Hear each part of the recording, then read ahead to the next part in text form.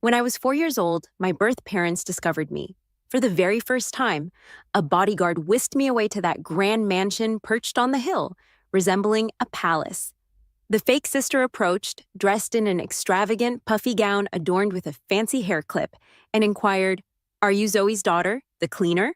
So pure and innocent, the version of me raised by foster parents should have been utterly overwhelmed by such a scene. But nope, this time I've been reborn.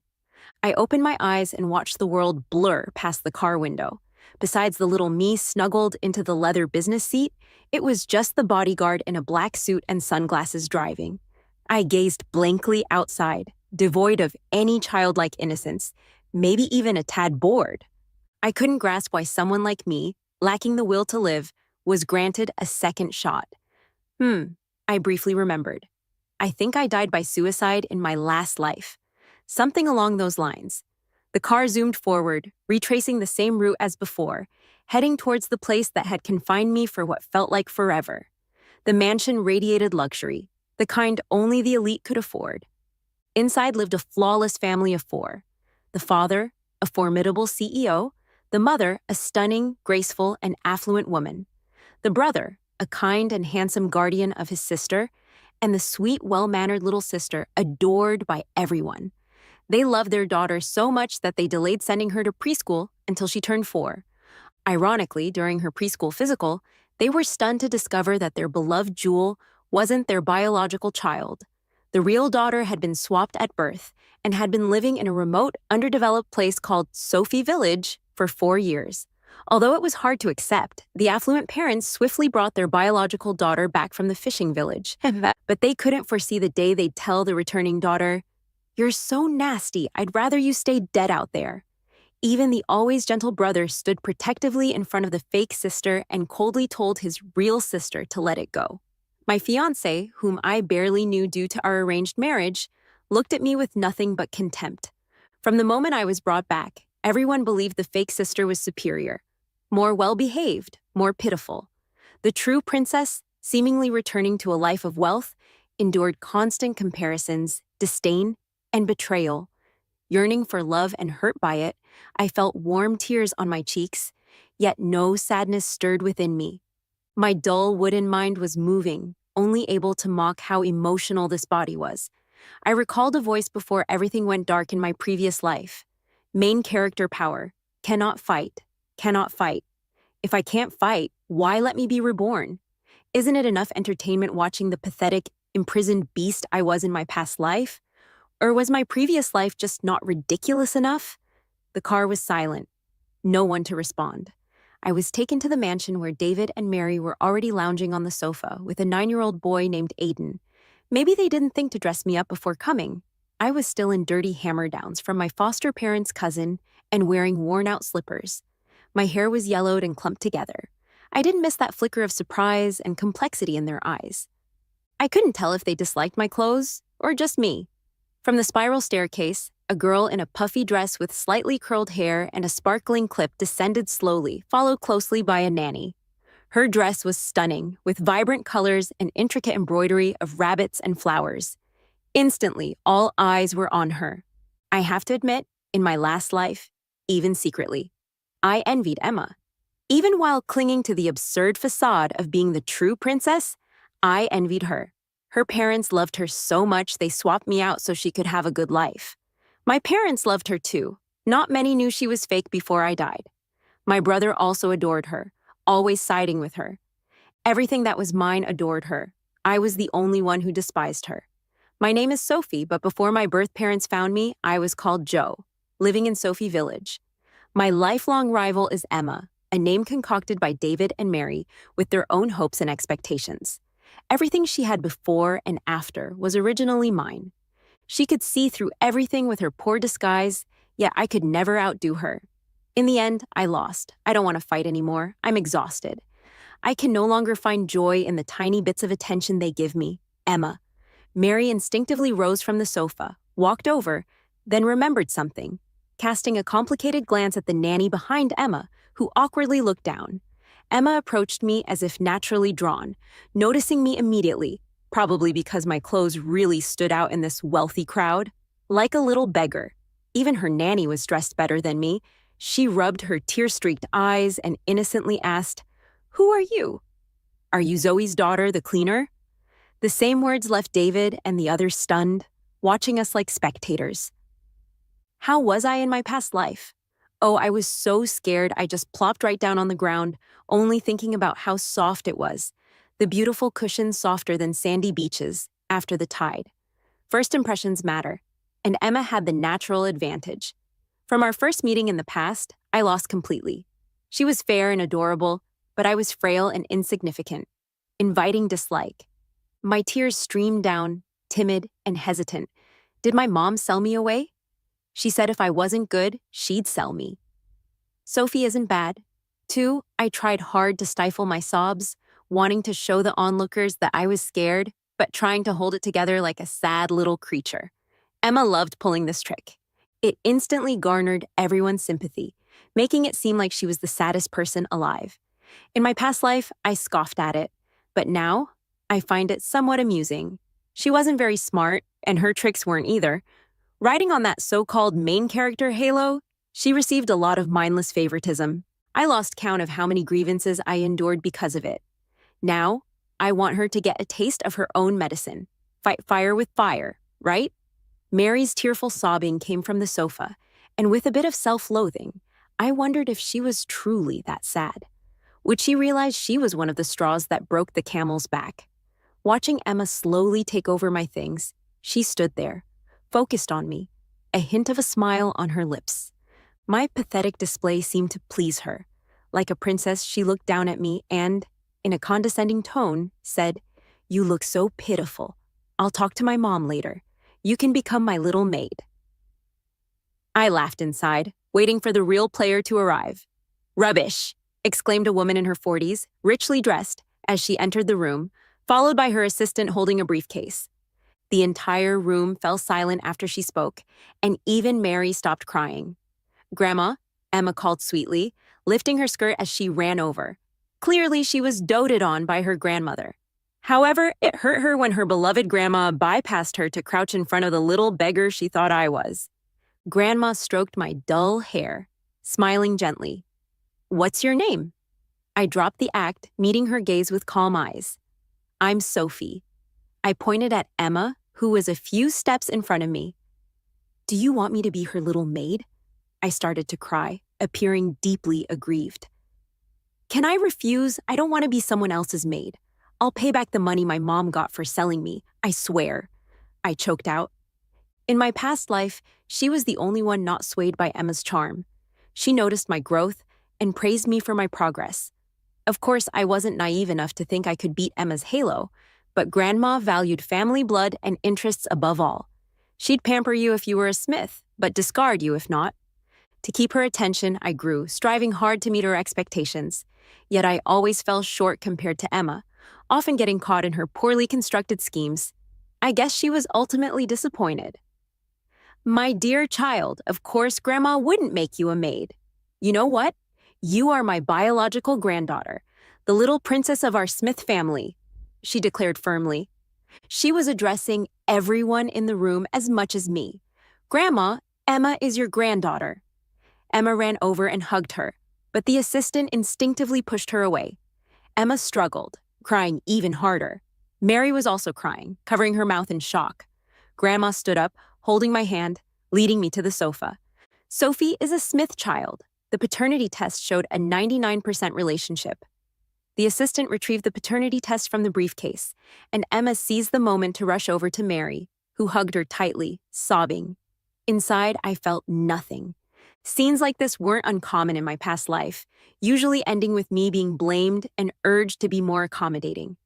Emma was so pitiful, so why couldn't I just put up with it? It was really just blaming me for being Mary's real daughter, interrupting her and Emma's delicate bond. For 4 years, a Smith bloodline wandered outside. I suspected something fishy about the baby swap back then. If it was a mistake, there's nothing we could do. But if it was intentional, our family couldn't let it slide, she said, glancing at Emma, who was cowering. Moreover, Sophie here took Emma's hardships, so what's there to consider? "Let's announce this matter on a decent day so Sophie can regain her identity sooner," Grandma said. David, you're the child's father. It's your call. The man on the sofa nodded, his face stern. He glanced at his wife. Fine, I'll get it handled this week. Meanwhile, Sophie should take good care of herself at home. As for Emma, Grandma interrupted him, our family can certainly afford to raise another child, but given the complicated identities and Emma having taken Sophie's place, it's only right she returns to her own home. The Williams couple's involvement was unclear, but regardless of their actions, Emma was innocent. We aren't heartless. We'll provide for Emma comfortably for life. Grandma turned to me with a no-nonsense attitude. It's best for her to return while she's young and get back on track. Emma seemed to grasp enough to realize they wanted to send her away. She cried, begging her mom and dad not to leave her, promising she'd behave. Pleading with her mom and dad not to leave her, promising she'd behave. Aiden tried to calm her down. I stared at my filthy flip-flops. I didn't expect much. I knew how this farce would end.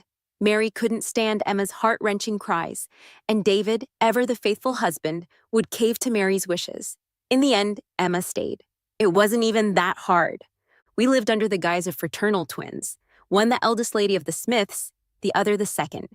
Mary looked at me with a mix of guilt and longing in her eyes as she glanced at Emma in her arms. 3 moms, how about we keep Emma? I've been raising her for 4 years now. She's like my daughter. We've had over 1,000 days together. I didn't know Emma wasn't my real daughter. I thought she was and gave her everything. This whole mix-up showed she was meant to be with us. We can afford to raise another child, and Sophie, she needs time to adjust. Having Emma around could help, right? I wanted to roll my eyes and point out, sure, she's the daughter you worked so hard to raise, but me, your real daughter, didn't get any of that. I suffered in someone else's world for 4 years, and now I'm supposed to be understanding and let you continue to care for the one who stole my life? No way. I tugged on Grandma's skirt next to me. She glanced at me, cutting off Mary mid-sentence. I'm hot, I said. Everyone turned to look at me. It was boiling in August and September, even with the AC in the house. Yet I was wearing this hammered-down, fuzzy sweater meant for fall, with sleeves way too long. After they swapped me with Emma, her real parents never bought me a single piece of clothing. Everything I had was leftovers from distant relatives' kids, whether it fit or not. When the assistant heard I was hot, he offered to take me to change. Grandma nodded, but I resisted. She looked a bit puzzled, but let the assistant roll up my sleeves a bit to help cool me down. With everyone watching, the assistant pushed my sleeves up to my forearms, revealing dark bruises. Someone inhaled sharply. Mary pushed Emma aside and rushed to me, but Grandma was already holding my arm, demanding answers. How did this happen, Sophie? Tell Grandma. Who did this? Mary was crying beside me, wanting to come close but not getting the chance. The Williams treated me horribly. Their life's frustrations were taken out on me. Sons were gold, daughters were grass, especially when the daughter wasn't even theirs. They figured no one would ever uncover their swap, so they felt free to act however they wanted. If you tell anyone, I'll kill you. That warning stayed locked in a 4-year-old's mind. Even when my real parents found me, I didn't dare say anything.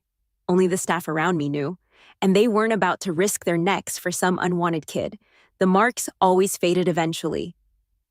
Grown-up me regrets not reporting the abuse at the Williams earlier. Maybe I was scared or pride got in the way.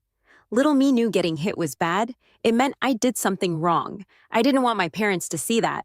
But now, I'm back for a do-over. I won't be the pushover. If revenge is needed, revenge will be taken. At 4 years old, I don't need pride. I looked at my bruises and said, Sophie wasn't good. Mom and Dad punished Sophie. David slammed his folder onto the marble coffee table, rage evident on his face.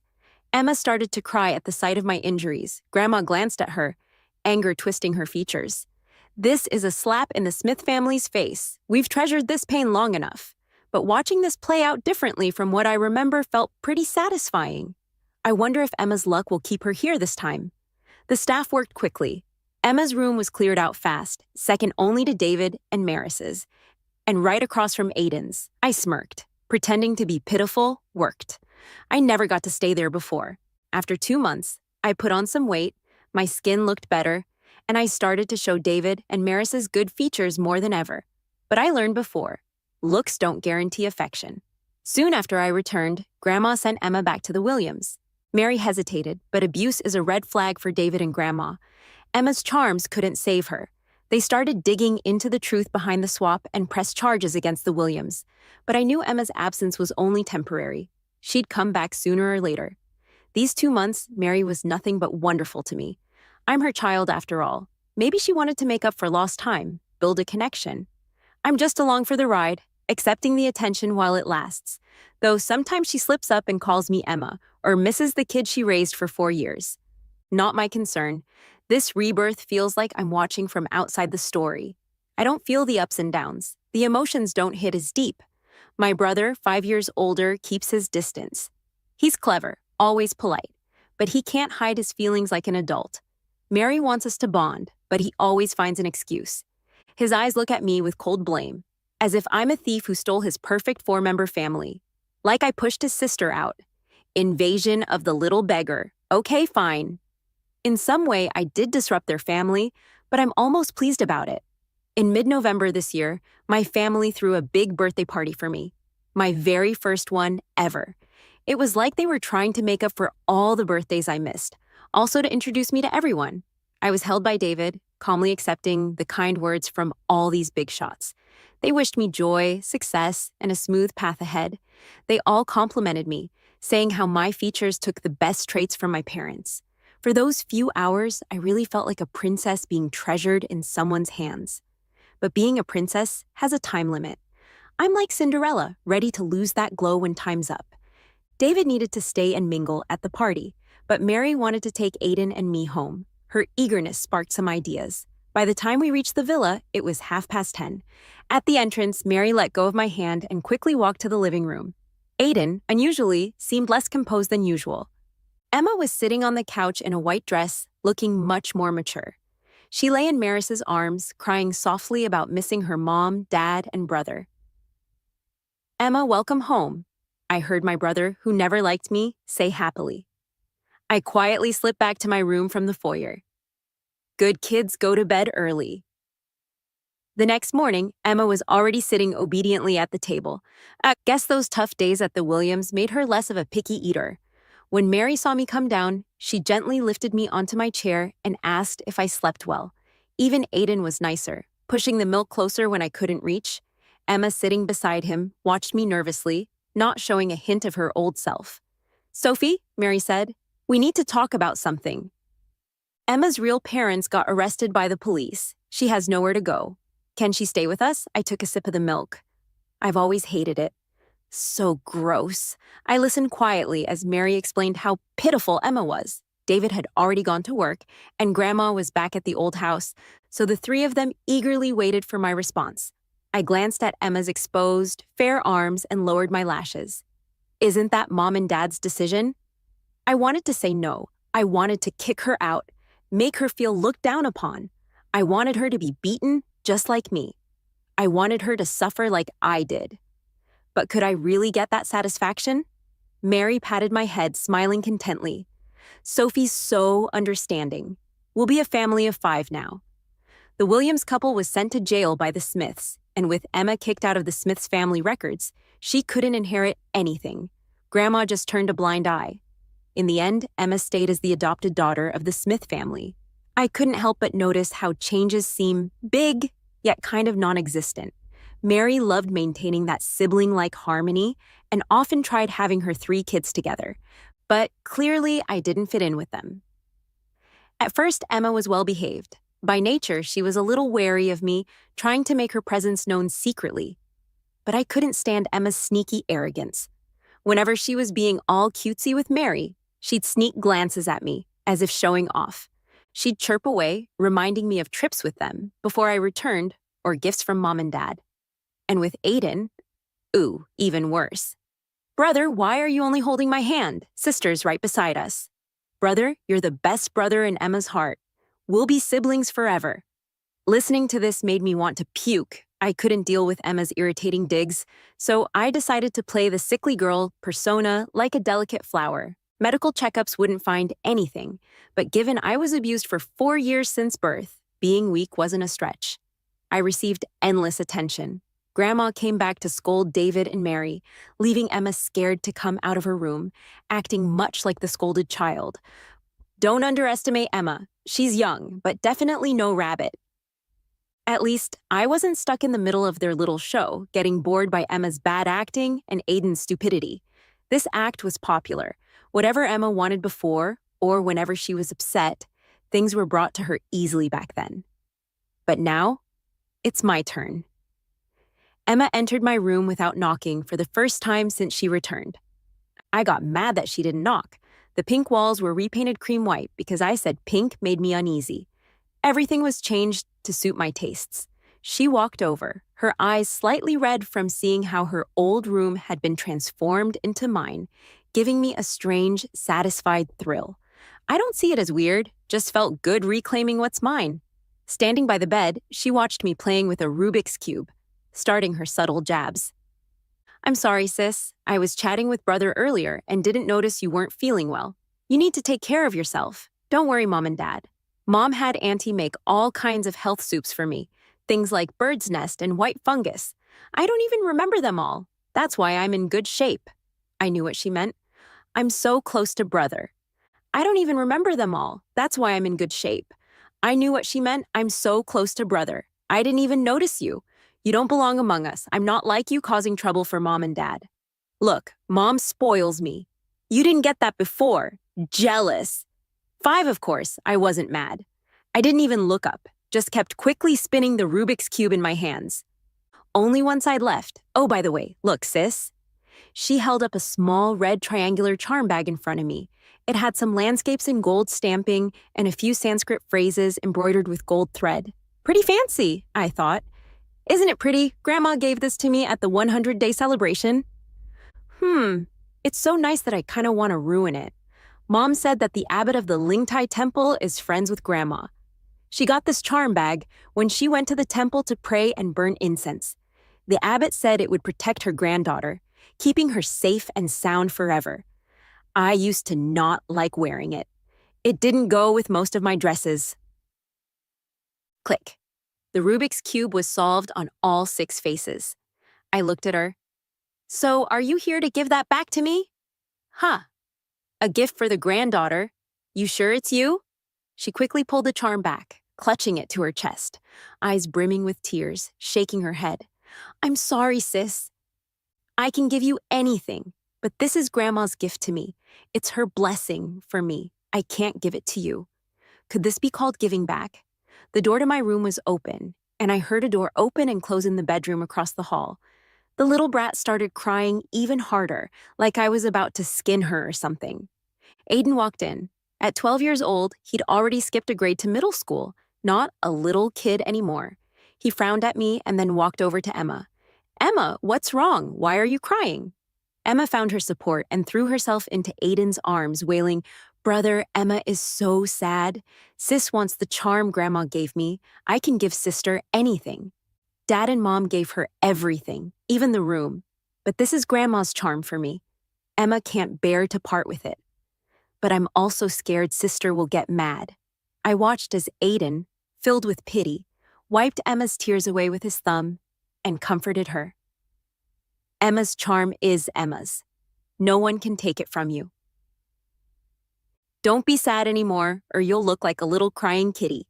Emma turned her head and gave me a resentful look, and the schadenfreude in her eyes was glaringly obvious. Once Aiden finished comforting Emma, he finally decided to look at me. Sophie, you already have so much. There are plenty of charms out there, even prettier ones. If you want one, Big Brother can buy it for you tomorrow. Just don't fight with Emma. Then he took the still sniffling Emma out, closing the door behind them. I sat on the bed, staring at the wall for a good while, puzzled. Shouldn't his intelligence be higher than this if he skipped a grade? What's Emma's is Emma's. If I say it's mine, it's mine. Even if I don't want it, it's still mine. As long as it's within my tolerance range, I could ignore these little tricks with one eye open and one eye closed. If I argued with Emma all the time, what difference would that make from the old me? She's just an elementary school kid. I don't need to exhaust myself over her. It doesn't make sense to inflict 1,000 wounds while harming 800 of myself, but I must congratulate her. She's really on the edge of my patience this time. Emma plays the piano quite well, which is a highlight on her socialite resume. In the past life, she showcased the skill at various parties, receiving praise from all kinds of wealthy wives as a unique talent thanks to early guidance and the Smith family hiring a piano maestro without a care for the cost. Yet, no one knew. I could play too. I was even better than her. Back then, I was just envious that she could sit on the piano bench with Mary, who would adjust her finger positions and gently praise her when she played well, even patting her head. I shamelessly imagined myself in Emma's place, pretending I could feel such love. For this, I secretly practiced hard where no one would see, thinking if I played better than her, I might finally get something she always had. But I never seemed to be favored. Whenever Emma finished performing in front of everyone and invited me to play, I could never reach my usual level. The suppression of a spotlight halo. How ridiculous. The leaves outside the window swayed violently in the summer storm, but it wouldn't last long. I started breathing heavier, my head feeling twice as heavy as usual. I'd seen this coming. A bad cold? The memory was vivid because it was the first serious illness after being found. I was hospitalized for half a month with 4 drips, plus Emma went to a competition that day and won a national first prize for children's piano performance. While Emma basked in the spotlight and Maris's company, I was taken to the hospital by David and the maid. I picked up my phone from the bedside and dialed the house's number. "Hello, Sophie, is there something you need from Grandma?" I heard my voice, weak and helpless. "Grandma, I don't feel well." The weakness was real. The helplessness was fake. I wasn't so fever-brained that I'd forget to lean on my support. At 9 p.m., Emma got out of the car with a shiny trophy in one hand and holding Mary with the other. It was the happiest day since she became the adopted daughter, being on the podium with everyone's eyes on her. The adoration, jealous glances from lagging contestants, and her mom's knowing praise made her feel she was still the cherished eldest daughter of the Smith family. She glanced at her trophy, a smirk forming. She thought, didn't sis just recently start learning piano? I should show her my trophy when we get home. Holding Mary's hand tighter, her face full of innocent maturity. "Mom, maybe I should help sis with her piano. After all, I just won an award." Mary chuckled, thinking her daughter was just innocent with a child's heart, indulging with laughter. "Oh, you just won, and already thinking of teaching your sister?" Their warm atmosphere was crushed as they crossed the threshold into the foyer. Grandma was sitting on the couch, not looking too happy, as she stared at the mother and daughter who just walked in. Emma saw her and instinctively hid behind Mary. Mary hadn't quite figured out what was going on. She gently asked her mother-in-law why she came so late without letting the servants give them a heads up. Grandma let out a sarcastic laugh. "Mary, I always thought you were a sensible person. David's been busy with work these past years, and you've kept the house in great order. I understand you might have gotten attached to that imposter girl you've been raising and want to keep her around. But when your real daughter is home alone with a high fever, dialing her grandma for help while you're off attending a piano competition with the imposter, aren't you letting your biological daughter down a bit too much as a mother?" I lay properly on the bed with an IV in my right hand. The family doctor had just given me a fever-reducing shot, so I was feeling much better, but I'd rather keep my eyes shut and pretend to be asleep. After calling Grandma, she showed up pretty quickly and even interrupted David's video conference in the study. Right now, David was in my room listening to the doctor's advice. Honestly, I didn't have much to blame on David. Like Grandma, he valued blood ties and believed emotions could be nurtured over time. Last time around, even with Emma's protagonist aura, he tried to stay rational. He was a man devoted to his wife, and being so caught up with work, he didn't doubt Mary's judgment. When Emma set me up, nor did he intervene. He was a good businessman and a good husband, just not a dutiful father. I heard the sound of urgent footsteps at the door. Mary rushed into my room, eyes on my fever-flushed face, crying as she sat on the edge of my bed, leaning over me to feel the temperature of my skin softly with her hand. "Sophie, why didn't you tell Mommy you were having a fever?" Her slightly scolding tone carried warmth. My heart felt a bit numb, like paralyzed. I couldn't keep pretending to sleep at this point, so I acted like Maris's words woke me up. "Mom," Mary responded, and David walked over, patting his wife's shoulder to comfort her, while also reminding me, "Sophie, if you're ever feeling unwell, you should tell Mommy or Daddy, or at least one of the nannies. I hesitated, my eyelashes quivering a bit. Wouldn't that be bad? Why would Sophie think that? You're mommy's daughter. If you're not feeling well, it's natural for mommy to be worried. I spoke with such an innocent tone, but Mary said my health issues might make mom and dad worried. I don't want mom and dad to worry about me or be a burden to you. David stiffened and felt a pang at my last words. Emma told me not to make you guys worry. Don't blame me for being inconsiderate and not telling you. Blame me for being too considerate. Dad's very busy, working late every day, and mom has to take sister to practice piano and attend competitions. Sophie didn't want to distract mom and dad. I could just tough it out when I feel unwell. I've always had a knack for saying things that pull at people's heartstrings. Mary, under my influence, was now crying in David's arms. I knew that kid Emma wasn't as innocent as she seemed, stirring up trouble in front of Sophie at such a young age. Is she reluctant to give up the Smith family daughter title and holds a grudge against Sophie for taking her place after returning? Grandma entered the room. I've always trusted her ability to see through things. After all, having been immersed in high society since birth, all sorts of tricks seemed trivial before her, let alone Emma's, which were even less than trivial. So, generally, I wouldn't play smart in front of her. What's real is real. If Emma's parents hit me, I'd just show the bruises. If she told me being sick would worry David and Mary, then I'd genuinely not bother them. I'm just a little simple-minded. Sophie, listen to Grandma. You're the Smith family's little princess. Everything about you is most important. Don't believe what some people say in front of you, and also, Grandma will teach you to have your own discernment. She came over to tidy my covers, showing a bit of disappointment on her face but a touch of tenderness in her eyes. I nodded in agreement. Of course, I'm the most important thing. Nothing is more important than myself. In the end, I reached out from under the covers, pulling her hand. Grandma, when Sophie was just asleep, I had a very scary dream. The attention of everyone in the room was drawn to my words. I dreamed that when I was very little, Grandma gave me this very pretty red talisman. But when I was little, I hadn't even seen Grandma, right? Then I dreamed that I was walking alone in a temple. Mom and Dad vanished, and an old man in a gray robe with a jade hairpin stopped me. I was scared. He asked me where the red talisman was, and I got anxious. Sophie remembered Grandma giving it to me as a child, but I couldn't find it anywhere.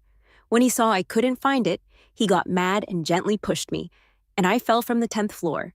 There I was, on the ground, seeing so many people surrounding me, and they were all laughing.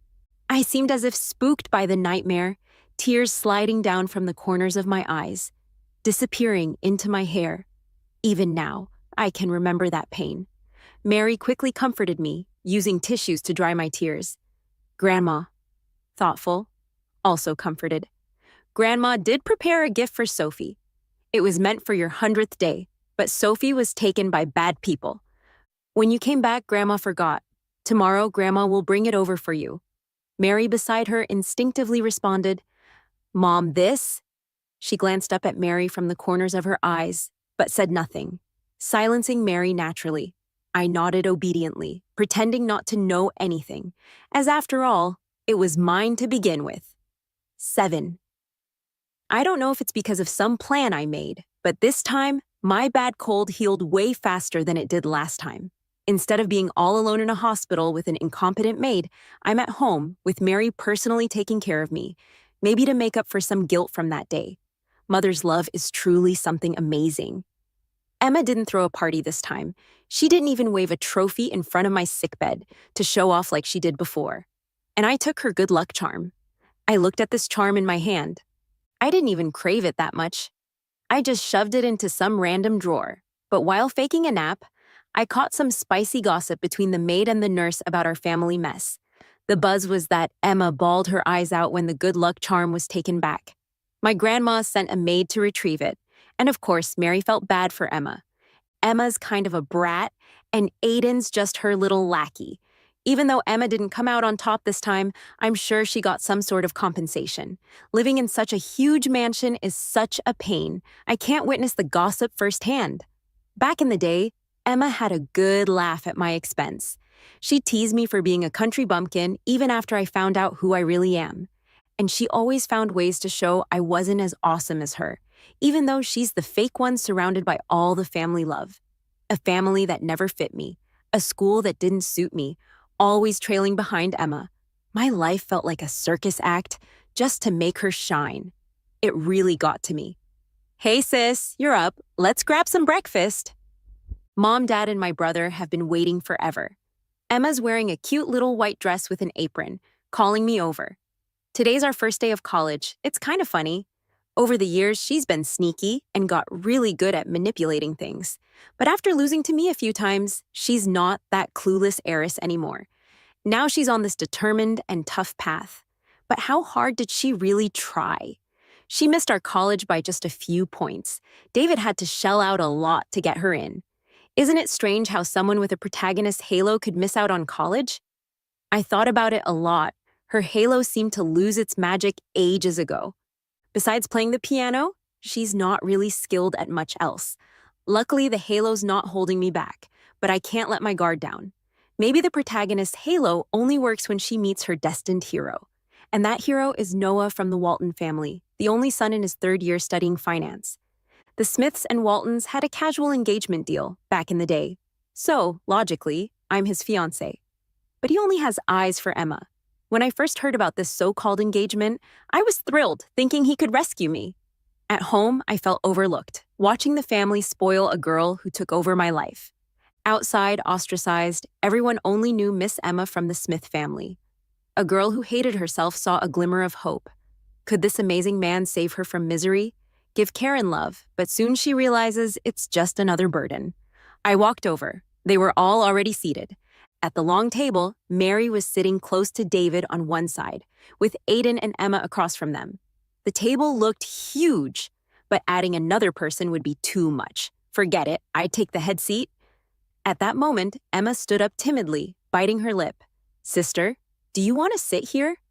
Still putting on a show after everything's done. Why offer now? I grabbed a slice of toast with a smirk, casually saying, I thought you signed with some film company. She's such an actress. Of course not, sister. Emma just started college and wants to be a pianist. The entertainment industry is way too tangled. I'm not going down that road.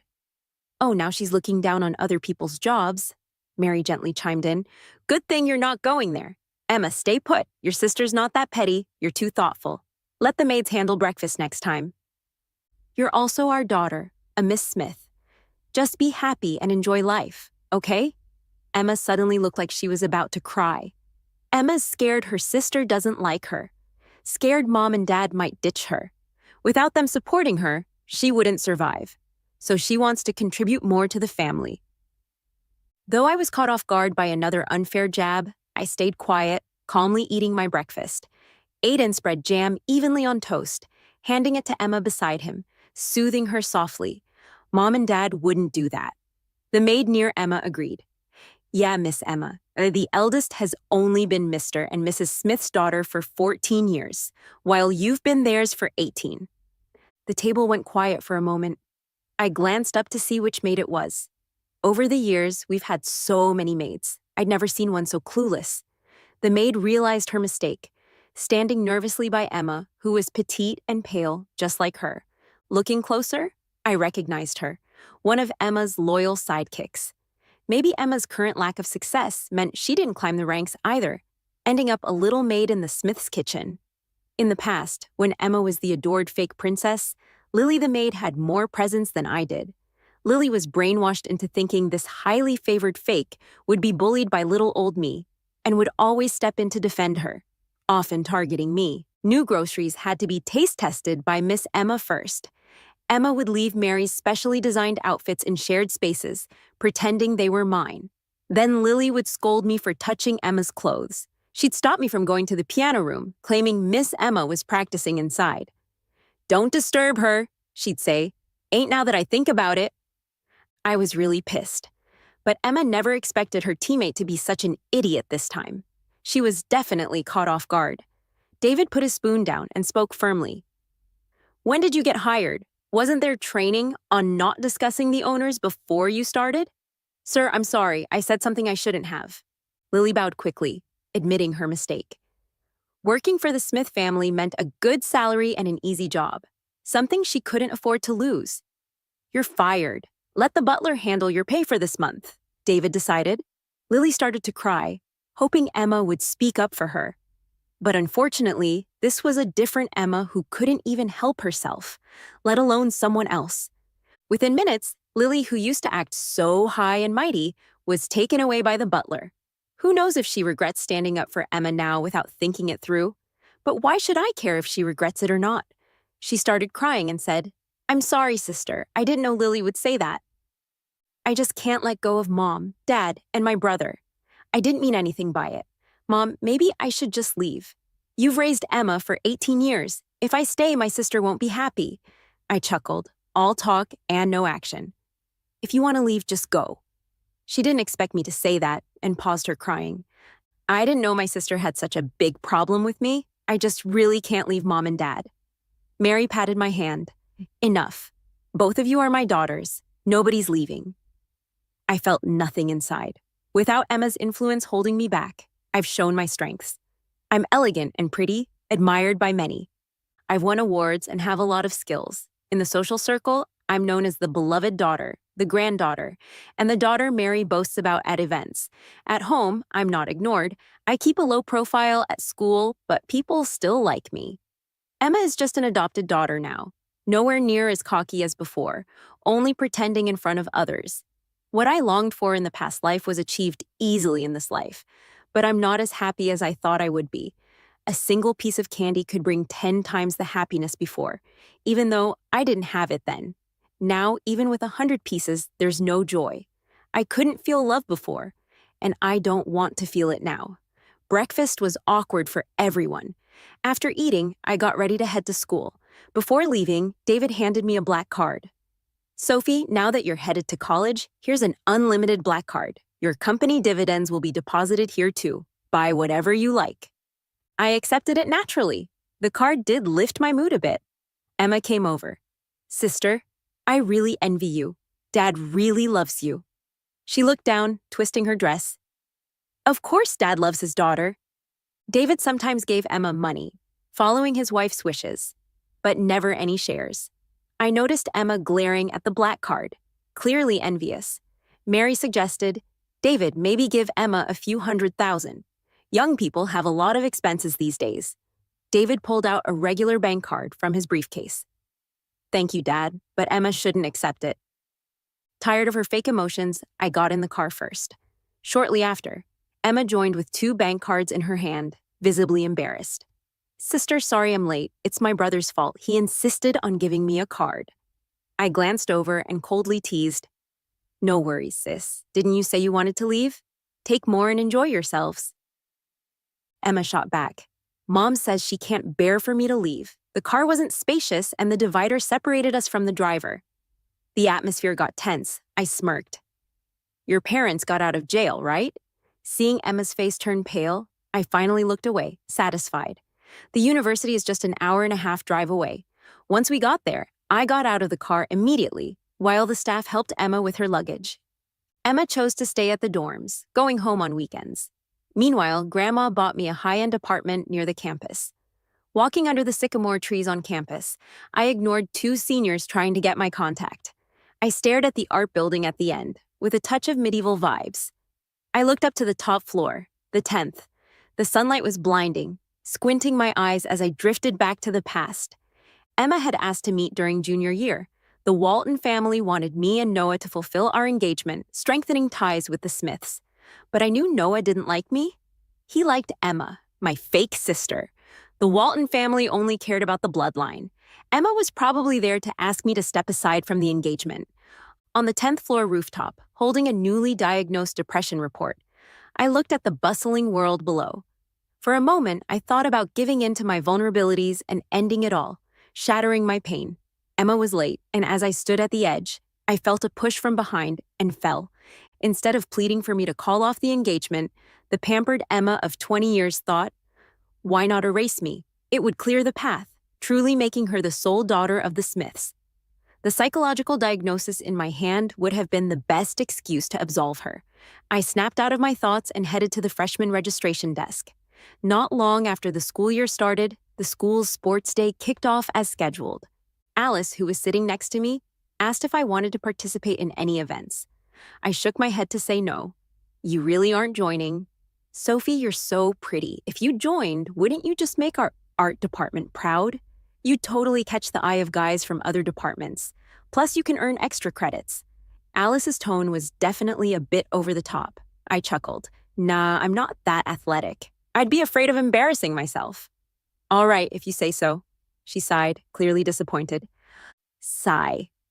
I watched her with interest, knowing she had more to say. If Sophie isn't competing, then how about joining our cheer squad? We're down one person, and I totally didn't save a spot just for you or anything. I felt a bit helpless, but Alice was one of the few people I knew at school, so I couldn't just dismiss her. Awesome, love ya. Alice pouted as she tried to peck me on the cheek, but I playfully shoved her away. By the way, the basketball game between our art department and the finance, medical, and art schools is at 2 p.m. tomorrow. There's no dress code since beating finance and medical is tough. Just remember to dress cute, okay? She whispered in my ear, there are hot guys. When I walked into the gym, the place was already buzzing. There were a lot of people, and according to Alice, they came to see the two heartthrobs from the junior year finance and medical schools. The bleachers were packed. I didn't expect Emma to be here too, though it makes sense since she's from the arts department. So she was sitting in the front row of the bleachers, surrounded by a group of 7 or 8 fawning followers. Since I came from behind, she didn't see me. She was just looking over at the finance section, but Emma was already in contact with Noah. I remember in the past life, she proudly told me, I met Noah during an event in sophomore year. Alice noticed I was staring at Emma's group and leaned into gossip. That's the arts department's cheer squad. They probably think they have no chance, so they're not in any uniform. Hey, you see the one in the pink puffy skirt sitting in the middle? She meant Emma. I nodded. You know who she is. She's the Smith's heiress. You know, the Smith family, one of the most powerful in our city. I heard from a friend that she recently got voted as the department beauty queen. Look at that skirt she's wearing. It's from CS's latest collection, worth 70 or 80 grand. She murmured, almost in a whisper. I suspect she bought those votes to win the beauty queen title. Sophie, not that I'm jealous. My dad's an engineer. He used to work for the Smith family, and I saw the Smith family CEO and his wife at a company party. So I think this heiress is either adopted or there was some genetic miracle. That's honestly a fair point. Emma got her parents' short stature and average looks. It took expensive skincare, cosmetic treatments, and designer clothing to just be considered passably pretty. Being named the department beauty is questionable. Her being the arts department's beauty queen is kind of laughable. I wasn't sure what Alice was thinking, but she suddenly seemed glum. It'd be great if I were an heiress too, having all these people fawn over me. I knew she was envying the attention Emma got. You look at that high mountain, but maybe it has no firewood. Alice nodded. Yeah, I think my family's pretty happy too. TV shows always say that there are lots of issues in rich families. Soon the match between the arts and fine arts departments started. The winner would face finance and medical. Both cheer squads were getting ready, and then something unexpected happened. The space allocated for both cheer squads wasn't huge, so we went up in batches. I was in the third batch, Alice in the first. Because of the gym's layout, the two cheer squads were together, and they somehow got into a fight. It started when an art student accidentally stepped on Emma while cheering. With such a small area, stepping on someone was inevitable, and many people got stepped on. That art student apologized to Emma, but she stepped on who? The Smith heiress. Emma's friends immediately shoved the girl to the ground, demanding she kneel and apologize to earn Emma's forgiveness and to put the art department in its place. Her words were soft and kind. Oh dear, I don't mind being stepped on, though it hurts. But if it happened to someone else, that wouldn't be good. Yet she didn't tell her followers to let the girl go. The fine arts students couldn't stand it either. We're all kids pampered by our families, and no one wants to be humiliated in front of hundreds in a gym. Kneeling now would surely lead to being bullied into dropping out. It was just a step. The area's this small. Everyone gets stepped on. If you're so delicate, why be a cheerleader? Alice went to help the fallen girl, but got pushed down by a follower, landing hard on her backside. The follower taunted, "Who said you could help her?" Do you know who she stepped on? Emma's the Smith's heiress, the Smith family. Know them? If you injured her, could you pay for it? Having you kneel and apologize is already generous. Let it go. I'm fine. Emma Foe reassured from her protective circle. I walked towards the cheerleading space with my water bottle. The crowd ahead parted, giving me a path to the center of the incident.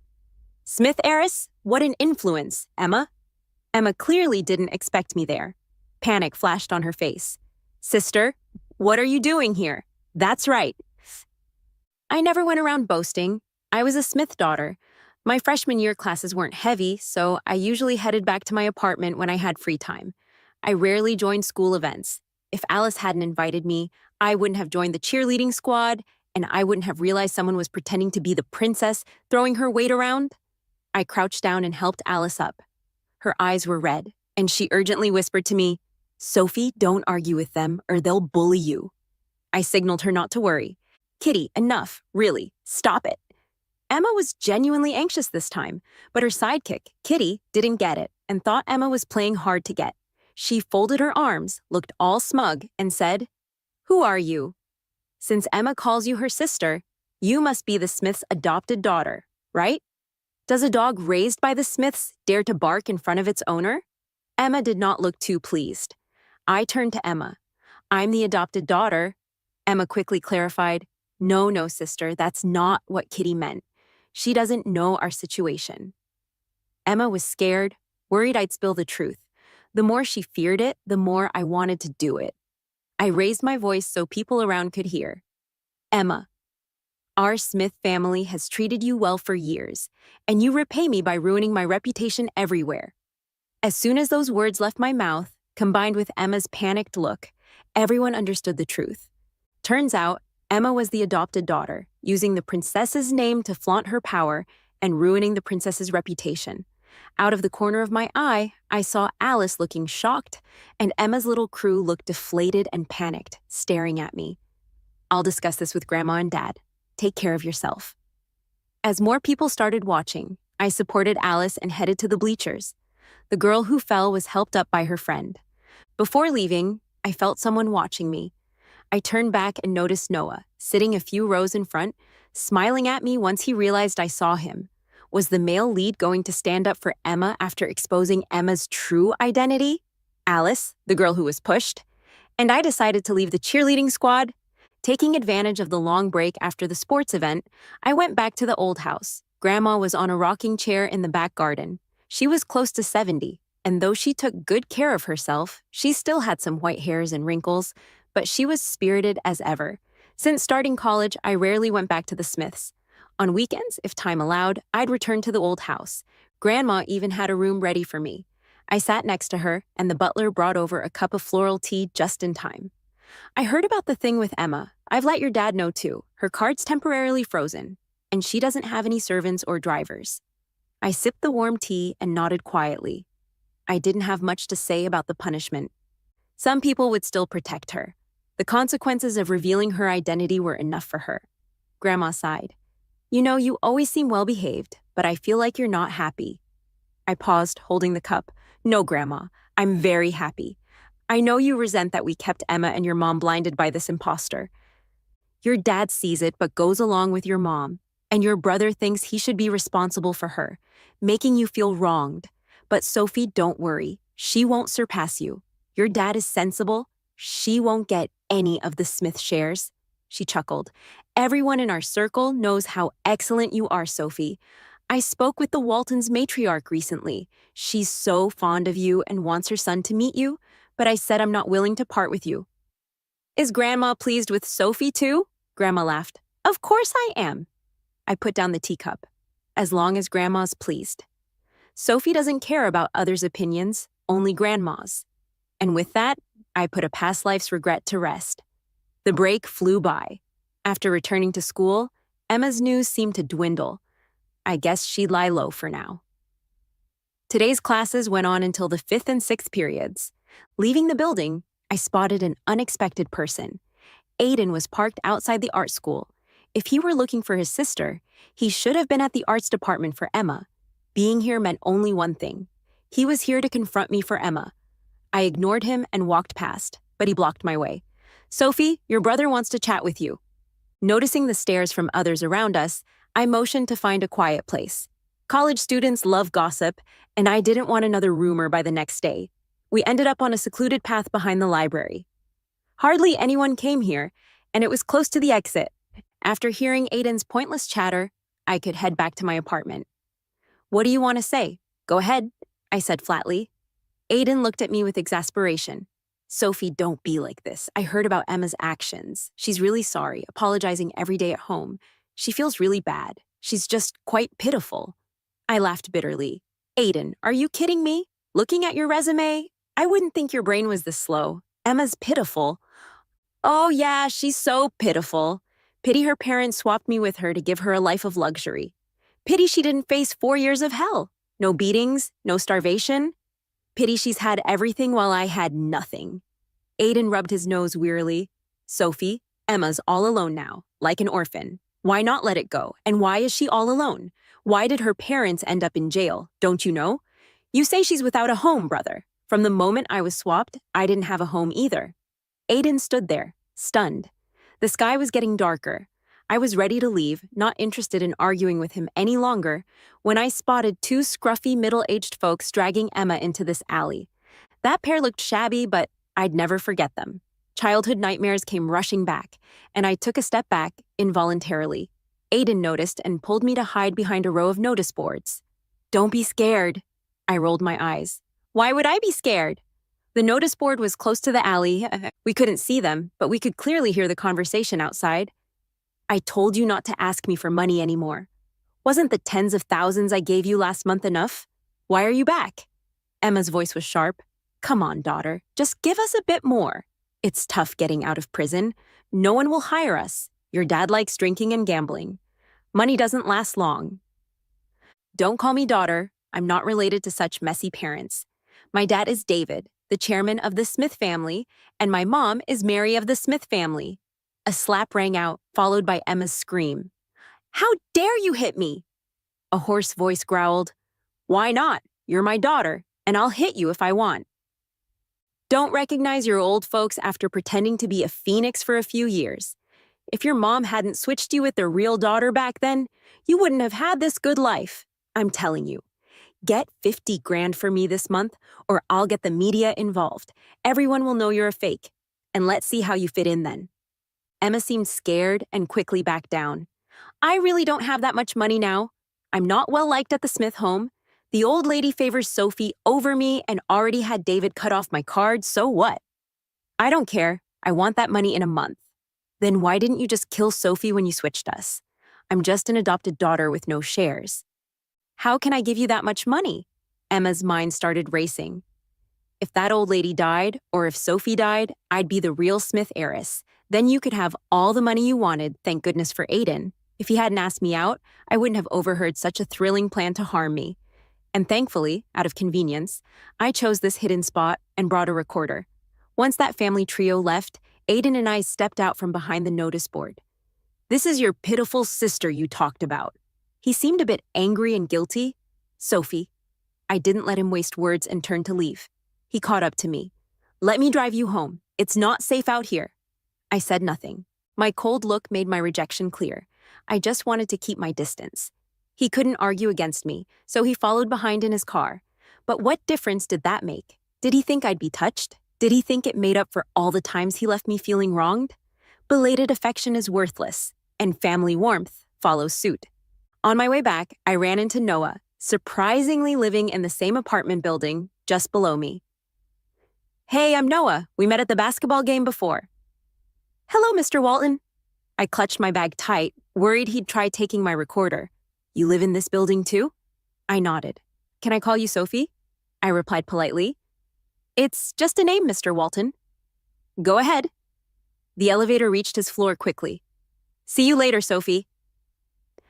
Back at my apartment, fearing my grandma couldn't handle it, I sent the recording to David. He responded quickly, saying he'd gotten me a week off, wanted me to relax, and had 2 bodyguards nearby, promising to resolve everything in 3 days. Late that night, Mary called. David must have let her hear the recording. I figured the adopted daughter trying to harm her own blood and grandma might cool her motherly feelings for Emma, yet I still didn't pick up. The next morning, my phone showed dozens of missed calls and video chats from Mary and Aiden, practically every 10 minutes or so, like they hadn't slept all night. Meanwhile, I slept like a baby, just like the night they brought Emma back. Soon my phone buzzed with a video call, and I answered. Mary's eyes were red and puffy from crying. "Sophie, my dear, I'm sorry. I was blind to bring Emma back. Please don't blame me." I shook my head. "I don't blame you," I said. "There's no love, so there's no blame, no hope, no disappointment. Blaming is too much of a luxury for us." That afternoon, I found out via the resident group that Aiden bought the apartment across from mine. He sent a message saying he was worried about me living alone and would stay next door to protect me. I didn't care. With the power of the Smith family, handling those two ex-cons was a piece of cake. It was unlikely I'd be in any real danger. I sat on the couch watching TV when the doorbell rang. The smart doorbell showed Noah at the door. "Noah, I still feel wary," I said. "Mr. Walton, is something up?" Noah gestured at a bag of treats for the camera. "Sophie, a classmate told me you've taken some leave. So since you're just upstairs, I figured I'd check on you. Are you feeling okay?" I opened the door. Though unsure of Noah's intentions, I had to keep the Walton family in mind. Leaving him outside seemed rude. Noah stood at the doorstep, respectfully, handing me the bag of sweets. Before I could say anything, the door across from me swung open. Aiden, in his casual home clothes, quickly stepped in between me and Noah. He didn't look like his usual polished self. He gave Noah a once-over. We all run in the same circles, so it's not strange to bump into each other at gatherings. We know of each other. Noah stayed cool and polite, nodding. "Aiden!" But Aiden didn't nod back. Instead, he turned to me and, almost pleading, said, "Sophie, it's dangerous these days. Why would you open the door to a stranger? From now on, just call your brother if something comes up." Okay, I didn't want to take the desserts from Noah, but with Aiden standing there, I didn't want to waste time going back and forth. So I thanked Noah, stepped back, and closed the door. Then my phone buzzed with a flood of texts from Aiden. "Does Sophie like desserts? Want your brother to get you more? What do you want for lunch? I can bring something after work. I think Noah is interested in you. Sure, he's capable, but Sophie, you don't need to worry about the engagement with him. It doesn't count." A week later, I went back to school. Aiden wanted to drive me there. His constant attempts to please me were getting on my nerves. It's like he thought he could patch things up just like that. "No way. Can you just stop bothering me? What's the point of all this? You know, in my mind, you'll always just be Emma's brother. You blamed me when she lost her home, expected me to give way to her, told me her things were hers alone, tutored her, spoke on her behalf. You've always been the perfect brother to Emma. All your care went to her. I stopped seeing you as my brother a long time ago. So, Aiden, why bother?" I left without caring how pale his face turned. At school, Emma had dropped out and disappeared. Back at home, I heard Emma's biological dad was in jail again, probably for life. Their plans got cut short before they could really do anything. And though we had recordings, it wasn't enough for legal action. But the guy gambled. The Smith family saw to it that his debts exploded. Every day he pressured Emma for money. But where would she get any? Mary was so done with her, kicked her out, and aired her dirty laundry for everyone to see. Emma begged on her knees, crying her eyes and nose out, asking Mary for another chance. When Mary ignored her, she lost it and said things so vile they left Mary bedridden for weeks. With no income and her dad threatening to sell her off, Emma pawned off her luxury clothes and bags, got a few million, but her dad snatched most of it. But gambling's a bottomless pit. That money vanished quickly, leaving her dad in debt, losing a limb in a scuffle, and eventually imprisoned again. This time, Smith's family made sure of it. The debts hung over Emma and her mom. Then they vanished. In my third year of college, I saw her in the tabloids. Shocking. Low-tier starlet takes her bed to set. The comments roasted her. I wasn't surprised she ended up in a job she once looked down on. Probably had no choice. It's hard to scale back your lifestyle. The tens of thousands she might make now aren't the easy pocket money David used to give her. It was at a social event where I last spotted her. From the VIP section on the second floor, I watched her, coated in heavy makeup. A slim man shorter than her stood beside her, introducing her like a pimp would to men in suits with exaggerated looks. I was on my way to the restroom when I overheard a woman with gold bracelets slapping her hard. Hurling insults, Emma screamed, "Do you know who I am? I'm the Smith family heiress." The woman spat. "You? Don't you think I know? You're a fake. Just an adopted kid. Mrs. Smith already exposed you. You're a traitor. Saying you're the Smith heiress. Get a reality check." Which heiress messes around with men anyway? Don't you drag their name through the mud? I wanted to wait it out until they finished, but their fight seemed endless. The woman with the gold bracelet spotted me and quickly smiled. "Emma didn't think you'd be at this event." Emma turned, eyes full of hate. "Sophie," she snapped, "it's your fault. All your fault." "Why were you found? Why didn't you just stay missing?" As Emma's outburst became crazed, the woman in gold quickly grabbed her, whispering, "Emma, we should go. After that mess, Grandma regretted inviting me to the event and said she never wanted to see Emma again." The gold bracelet woman helped shut Emma down, and Smith's family gifted her plenty to keep her husband faithful. As my junior year came to a close, Grandma and I decided I should study abroad. I got a glowing recommendation from my teacher, not because I'm a Smith family heiress, but because of my passion for the field. Grandma was all for it, reminding me to visit home before I go. It had been a while, and she mentioned Mary missed me. Just before leaving, I went home. Mary cooked herself, and to be honest, it wasn't great. Both David and Aiden were there, and we all had dinner together. It seemed Mary wanted to pour all her maternal love on me. She meticulously arranged every detail for my time abroad. I politely thanked her. She cautiously asked if she could see me when I wasn't busy. I hesitated. The plane soared through the clouds as I reclined in my business class seat. The more I thought about it, the more the guy with the chiseled features and sunglasses sitting next to me seemed familiar. I turned my head a bit and caught his gaze. He took off his sunglasses and extended his hand to me. "Hi, I'm Logan from med school. We met a couple of years ago at the basketball game." I remembered that day right on the basketball court, when I confronted Emma. I had a bottle of water in my hand, and as I was helping Alice leave, a tall guy in a black jersey took the water from me. Cheerleaders usually hand out water, so I wasn't too surprised at the time. But I did look at his face for a second. I shook his hand back. "Hey, senior." At 20, I was starting another chapter of new beginnings.